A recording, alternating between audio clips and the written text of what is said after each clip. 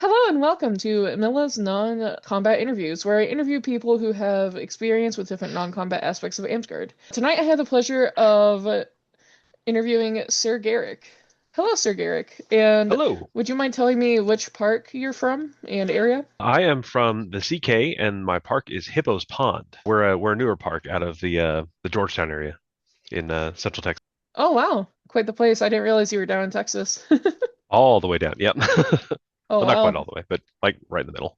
Nice. So I'm going to ask you some welcome and introductory questions. So how long have you been in Amtgard and how did you start in the game? I've been in Amtgard since 2011. I started as kind of a transition from I was a member of a spin-off game called High Fantasy Society that I started back in 2001. We played there. They split off from Amtgard back in like the 90s because they just didn't like the way that the Burning Lands at the time, now AI, was kind of controlling everything. They wanted more autonomy. So Barad, which was actually for about 5 minutes officially a kingdom in Amtgard, officially the third, I think, after the Emerald Hills. They split off and started their own thing. I'm taking my toys and going over here, loosely based off Amtgard rules and all that, but it kind of stayed that way. Like as Amtgard evolved with their rule sets, it kind of stayed that way. Anyway, so long story short, a group started up in Georgetown, and about the time that I was in high school, a buddy of mine dragged me out and was like, "Hey, I think you'd like this. Come check it out." And I fell in love with it. Did that for about 10 years until it kind of all just fell apart. One of the great things about autonomy is you have more say over your everything you do at your park. One of the terrible things about autonomy and not having a centralized structure is so does everybody else. Mm. So whenever you try to get together and do big group events, like we had a combined realms war, which is essentially like a spring war or a keep kind of event for the HFS guys, and have we would have to like sit down and create a rule set for that event every year, just to make sure everybody's on the same page, and everybody was still not all on the same page. But I ended up getting my knight's belt over there as well before that all fell apart, and then I ended up walking away from that whenever it finally died in the Austin area and DAG became prevalent. And then it kind of floated around for about a year, and then I was like, well, I kind of want to get back into this. So I looked up the Shire of Nocturnus, which was in the Cedar Park, Round Rock area, real close to me. And Dame Sylvanesta was running the park and the kingdom at the time. She introduced me to Amtgard and gave me a rule book, and it was kind of easy to transition because the rule set at the time was so similar. But then shortly after that, we got V8, and that was the whole thing. But yeah, so that's how I ended up at Amtgard. Oh, wow. So you've been here for a minute then. A little bit. How would you say your role in Amtgard has evolved over time? My role in Amtgard started off as me just wanting to play, and then as time has gone on, I've been wanting to get more and more involved with helping run things, making sure that things get run, because that's a problem that we all face in Amtgard is, volunteers get burnt out, or, people just don't want to do things anymore, or nobody steps up to do the thing and it doesn't get done, or it gets done, half-assed or whatever it is. So a lot of that has been like me stepping up to fulfill a need, see a need, fill a need kind of thing. Thank you. So I'd actually like to go over a bit about your service crafting and events. So I was actually looking at your org, and I noticed a lot of it was blank, like the reason for getting a reward, and I was kind of like, ah, okay, so I'll just ask. So how is your service with events? How has that looked like in terms of like creating, volunteering? Start off with just, general helping around, if somebody needed something and, like a gopher or, whatever they needed, helping out at park, stuff like that. That's how it kind of started. And then as someone who battle games quite regularly and understands battle gaming, people would approach me if they needed a WarCrat. So I did a lot of WarCratting as a, hey, we need somebody to do this. Can you do it? Sure. Yeah, why not? Let's give it a shot.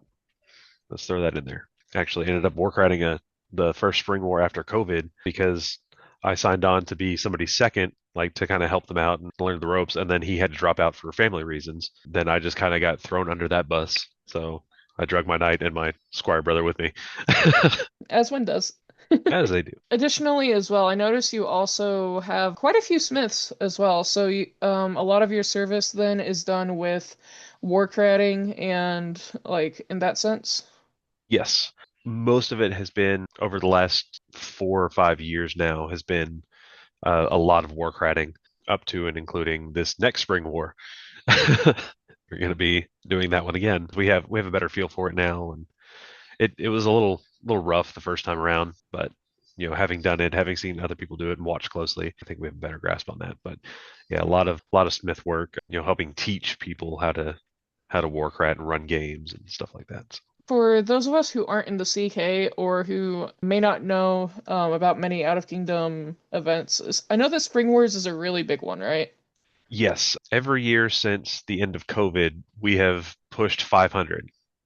Wow. Yes, and it is like a Wednesday through Sunday event. Oh, okay. Nice big Nice. long event. Yeah, and we typically roll right around that 500 line, so we're hoping to do that again this year. That sounds super fun. So, when providing services for events, do you prefer to be so like when you're work ratting and stuff, do you prefer to be like out there actively, like running the games and stuff, or do you prefer the background role of like, okay, I'm going to set this up I and personally do a mix.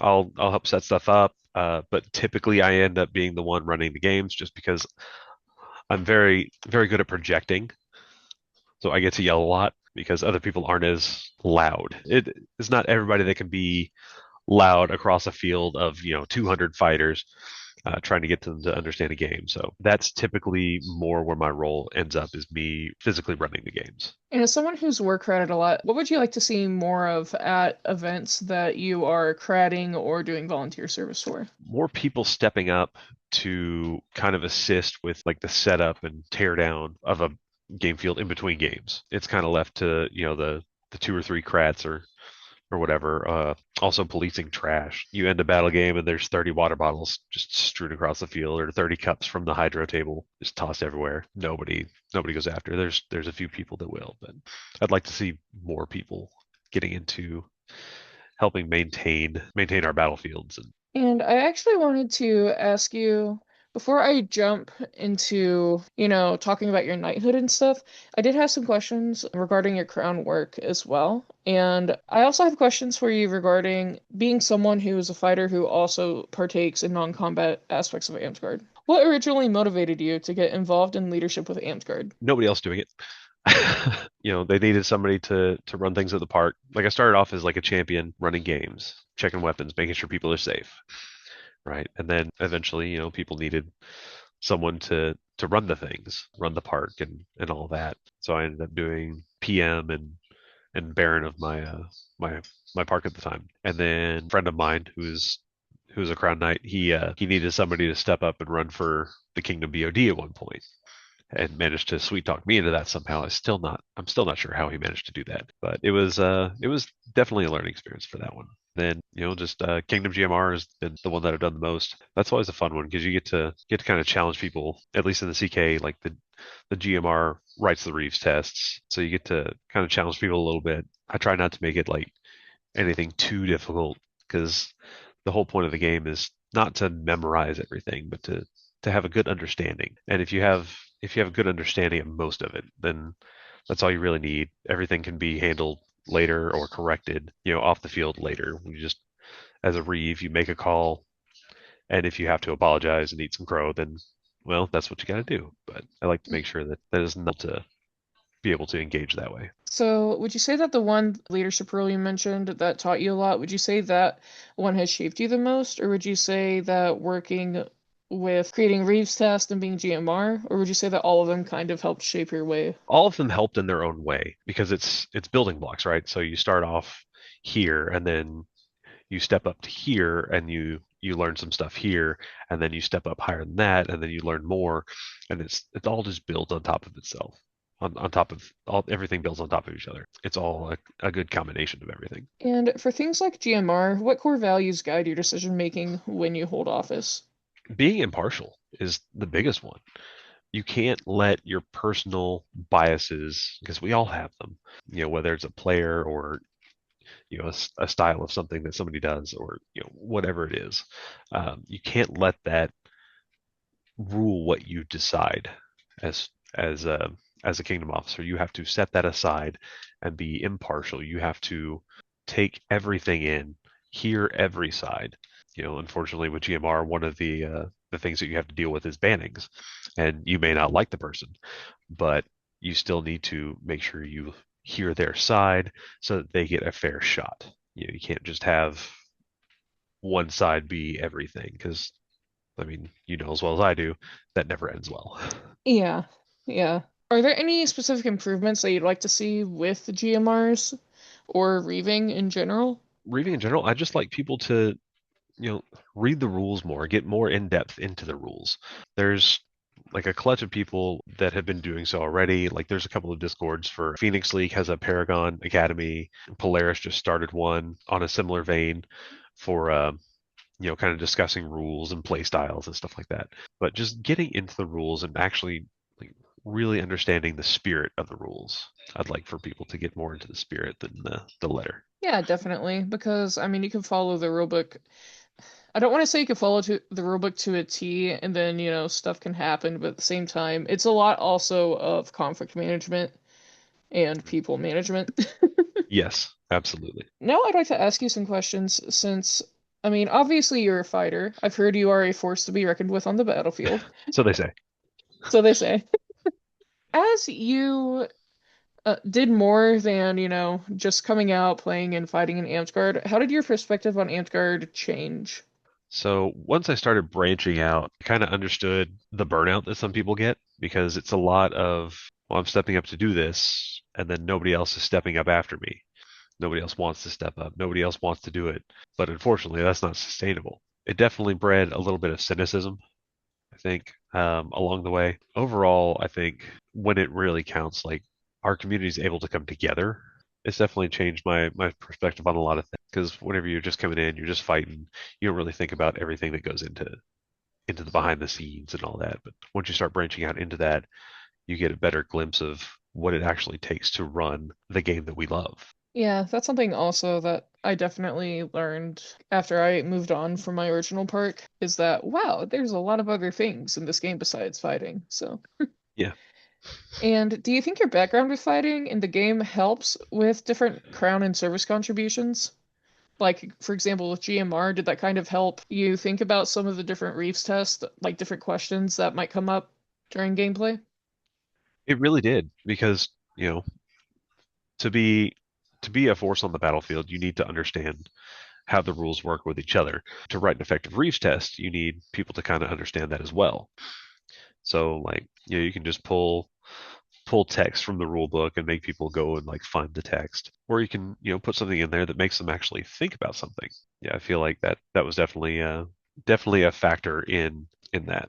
Yeah, so on top of that, also with like the crown stuff and with the service, like understanding the mechanics of the battle games and how the battlefield works and the rules all tying in together helps you create effective battle games for your smiths and your like your warcratting and stuff like that. It also helps, if you're champion or GMR pushing you through that crown path as well. Nice. And I really like how you tied in your experience with fighting into your different non-combat contributions in so many different ways. So Mhm. it's really interesting for me because part of the reason I'm doing this is to kind of help to try to get fighters and non-combatants to know each other a bit better. So Yeah. it's always really cool when I talk to someone who does, so much with fighting and also, who does a Mhm. lot with other aspects of the game. So I Yeah. just think it's neat. What advice would you give to fighters who are interested in, service or crown work or even warcratting or, just being a champion, but they may not know where to start? Talk to your current champions, talk to your warcrats at your events, shadow them if you can. Like ask if you can shadow them, especially the warcrats at events if that's what you're wanting to do. You're wanting to run battle games and stuff like that. Shadow them. That is one of the biggest things that I wish we did more of in Amtgard as a whole is having like shadowing. So like shadowing a monarch or a warcrat or somebody running an A&S tourney, right? Like a regent. I think that would be phenomenal if we had a more robust system for doing that because that helps us grow, like all of us. It helps the people who are wanting to learn grow by teaching them the things that they want to know. And it helps the people that are teaching grow because they're interacting with someone and spreading what they love to do to more people and making the game grow as a whole. Yeah, I really like that. Like in the Rising Winds, we've started to do that more and lean more towards that, and I absolutely love that. Excellent. I love to hear that. As someone who likes to fight, but who also does a bunch of other things, how do you balance your time between combat and non-combat activities in Amtgard? I mean, with Uh, WarCratting and stuff. so like if I'm WarCratting, I typically won't play. That'll be my focus. I'll go into the event knowing that that is my focus. My focus is the WarCratting. Now, like in the downtime when we're not running games, like in the evenings and stuff like that, I'll ditch, spar with people, hang out, do like RP taverns or something like that. If I'm not cratting, I'll typically my focus going into the event will be to play, whether it be a certain class or a couple of classes, depending on how many games they plan on having. It just the mindset going into the event is kind of what guides that. So if I'm doing one thing, then I, I'll typically stay away from the other. But Yeah, that's really cool. And I really like how you kind of mentioned that it's a mindset you go into. Like you'd see it as kind of a shift in priorities depending on what you're doing. yeah, exactly. And my last question regarding, fighting and doing service work before we go into your knighthood is, have you found that fighters and service-oriented players understand each other really well, and how do you bridge that gap? I found that there's a lot of disparity between fighters and the more service oriented, which is unfortunate because we need each other to survive as a game. You can't have the fighting without the service, and you can't have the service without the fighting because otherwise you're just not playing. You're not doing Amtgard. You're doing something else. I think that we could do more to bridge those gaps just by getting involved with each other. Just sit around the campfire at an event, chat. I think that's the biggest way that we could really get. Or I know that some people that do service they don't fight for health reasons or what have you, but the fighters they could always branch more into the other side because the fighting will always be there. It's the service side where we need the volunteers and we need people to kind of step up and sacrifice a little bit so that everyone can have a good time. I think that's a good way to bridge the gap is for them to kind of explore each other's worlds if they can. And I also think that's a lovely way of putting it. And also mingling during downtime, talking to each other. You can't really understand each other if you don't communicate, right? So Exactly. Yeah. No, then there's always going to be downtime. I'd actually really like to get onto questions regarding your knighthood now because I Okay. am really excited. So you are a flame and crown knight, or Uh, no, I'm not a crown yet. I am a flame and battle. I just got the flame? battle this past weekend. Uh, What? What? yeah. Congratulations! Oh Thank my you. gosh! Wow, that is incredible. Yeah, it That's was awesome. it was really fun. We the CK went and invaded the wetlands for a war, and they ended up doing a field knighting, a battlefield knighting. Oh So hell yeah, that's we had awesome. everybody kind of like line up. A bunch of my company members came with lightsabers because obviously the Mando, Star Wars is kind of my thing. My knight was also like into the Mando theme. Like, when she got her knighthood, she walked in wearing a Mando helmet. I did the same thing for my first knighthood. Aw. So Well, it's become a tradition at this point to my belt line lightsabers in the uh, in the arch. But yeah, no, it was a lot of fun. And they did yeah, like a little mini Kingdom of Heaven thing afterwards, where they had like everybody who wasn't knighted like kneel, and then the king did the slap on somebody. It was great with permission. With permission. that is amazing. Like, congratulations. Thank you. Yeah, and I know you're also, well, I was asking about your crown knight also because I noticed you had like nine, and I wasn't sure if, that was coming up but you definitely seem to like do a lot with GMR and other Yeah, I roles in the think game. I think to finish that one off, I'd have to do Kingdom Monarch. I don't have the spoons for that one just yet, so that one's going to be a bit, but I think that's my next one. I mean, that's definitely understandable, and I'm glad you're choosing a time when you have spoons instead of just going in there and just. Yes. So, what are the unique challenges that you face as a service knight versus something that's combat oriented like a battle master? Do you think those two lines, what unique challenges do both of those lines face? The lack of a set path. If you look at your warlord path, right? It's it's vague until you get to about the mid level, and then it's very structured going all the way up to your masterhood, right? You know exactly what you need to get your sixth, your seventh, your eighth, your ninth, your 10th.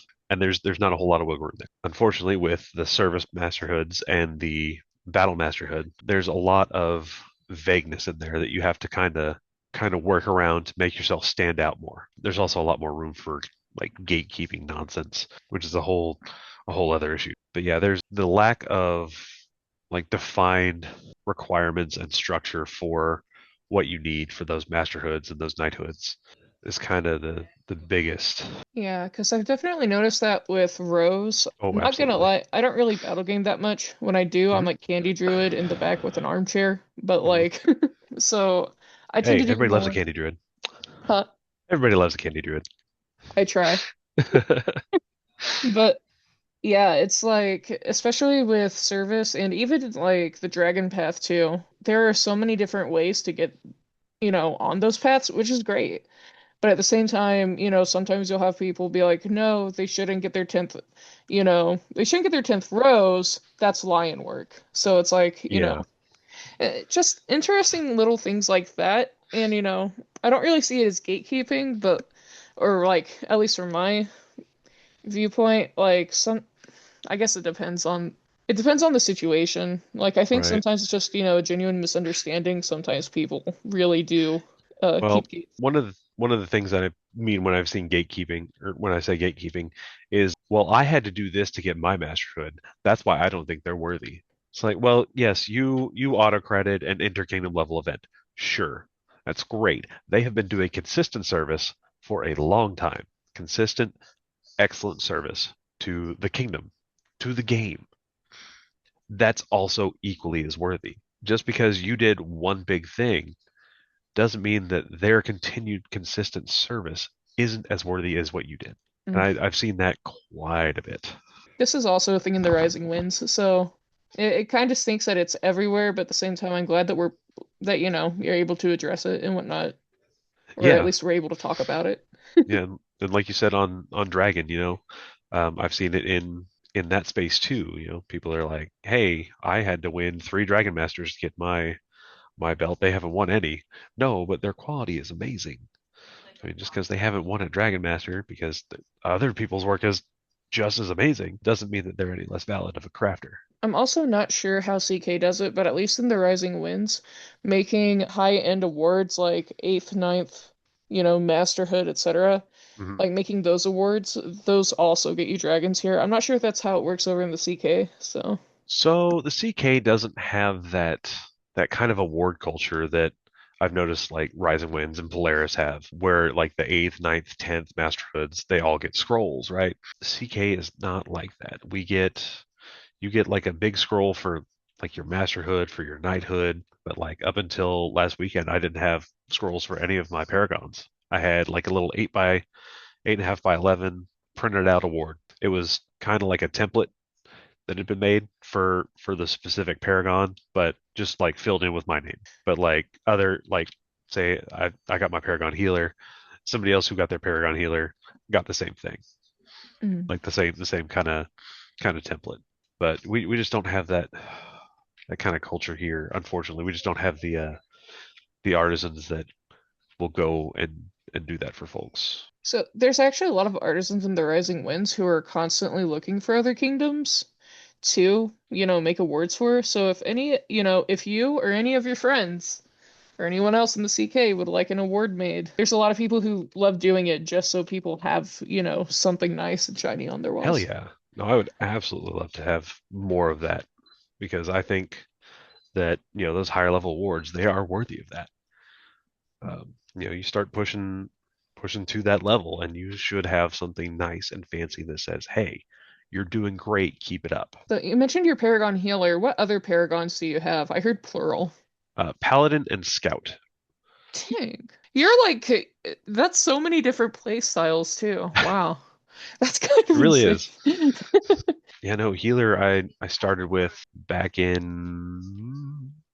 I started pushing for it back in like 2002, or not Wow. 2002, 2022.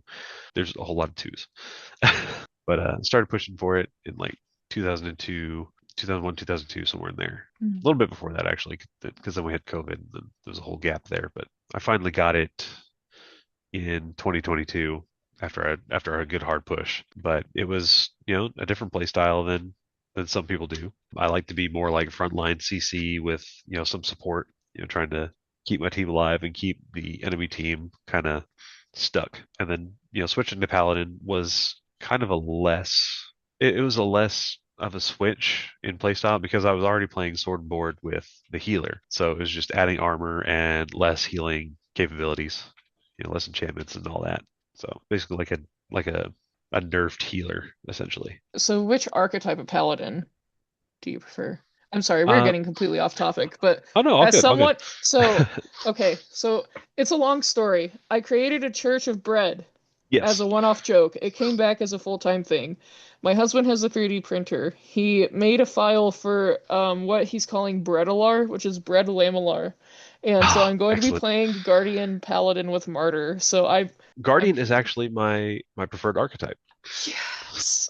It harkens back to like an older rule set and like the high fantasy society rules that we had for paladins, where they had a rune shield, and imbued shield is essentially same thing, can't be destroyed except for sphere. But I mean it gives me those nostalgic vibes for one, and two, it's a really nifty enchantment, and you get it per life as a guardian, so it's real nice to just be able to like go respawn and pop it back on and be like, all right, I got my shield again. Stupid ice ball, go away. I really love Martyr. I'm trying to like get more in tune with it and stuff, and it is just so fun. I love to go over to my teammates and be like, "You're better at fighting than I am." Bam, get Yep. out there. Oh, you got ice balled here. Let me take that. 10 seconds and we're both back up. You're up Definitely. now. 10 seconds later, I'm back. So yeah, no, it's definitely a neat play style. I like it. A lot of people like the Inquisitor play style, but I like having the shield, and I don't know, I like having the martyr ability more than I do, a hardened sword, or ignoring the druid armor, whatever it is. So that's really cool. But I'm sorry to like completely derail you there. Oh no, no, absolutely. The healer, I kind of had like a joke, a little bit blasphemous, but it was funny. Um, so I was trying to think of what I could do to kind of like push for like the look the part. And I was like, who's the healer? Jesus. And I've got the beard, I've got the long hair. I was like, you know what? We'll do this. So I went out on the field at an event dressed as Jesus, and I had a pouch full of little like mini communions, the little grape juice with the little wafer on top, and was handing those out. Oh my gosh, dude. Uh, This explains a lot. I had no idea about this before you joined the Church of Bread, and now it just this is just amazing. adding That to the also lore at this point. that also sounds hilarious. I figured I was either going to get my Paragon or I was going to get banned. It was going to be one of the two. I'm glad it went the way it did. That's wasn't just great though. wasn't sure how people were going to react, but they reacted well. So So I guess my final question about knighthood is what responsibilities come with being recognized as a knight? training the next generation, that is one of the biggest ones. Is we are, as a knight, you're not just there because you did it. You're there to train the next generation and help them perpetuate the game for when you're no longer around. Because your knowledge and experience is infinitely invaluable to somebody who's never done it before, helping and pushing the next generation of Amtgarders into whatever path it is they want to do. Even if it's not something that you necessarily did, you still have a base to go off of to kind of give them a push. That's really nice. I really like how you focus on really bringing in the next generation of people. That's lovely. And we were all the next generation at one point, so Now I'm going to ask you some closing questions. What's one lesson you've learned from Amtgard that you carry with you? being a more thoughtful person, because you deal with so many people in Amtgard that it really takes a lot of being thoughtful of others to kind of make sure that everyone has a good time. And it's really given me a lot of patience with others in that regard, so that I can make sure that not only in Amtgard but also in my personal life that people feel welcomed. And going off of this, what do you hope your legacy in Amtgard will be, or what you're known for? That is an excellent question. I have never thought about that. I'm probably going to be remembered as Jesus, but but no, I just want it to be, positive legacy, the guy who did some good battle games, the guy who was fun to fight with on the field. That's about all I can hope for. My last question to you as we wrap up this interview. Where do you see Amtgard growing in the future? As long as we can focus on what's important in the game and not petty squabbles and stuff like that, I see us growing so much. But we've got to make sure that we can get past those hiccups, those issues to do that. And that means, being kind to one another and encouraging each other, pushing each other to be better. I wanted to thank you a lot for coming out here I want to thank you for coming out and allowing me to interview you. It was really awesome to be able to ask you more questions about yourself. Given that you're more WarCrat oriented, that you're a battle master, it's really awesome to talk to more fighter oriented people because I really like getting your guys' perspectives on stuff as someone who doesn't, fight that often. But Well, thank you for interviewing. This is the first time anybody's wanted to interview me, so it's really cool.